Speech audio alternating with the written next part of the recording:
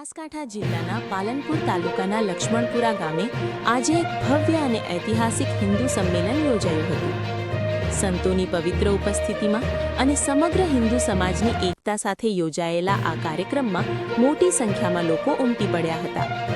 હિન્દુ ધર્મ, સંસ્કૃતિ અને સમાજમાં જાગૃતિ લાવવાના હેતુ સાથે આયોજિત આ સંમેલનમાં સમાજને નવી દિશા અને ઊર્જા આપવા માટે પ્રેરણાદાયક પ્રવચનો આપવામાં આવ્યા।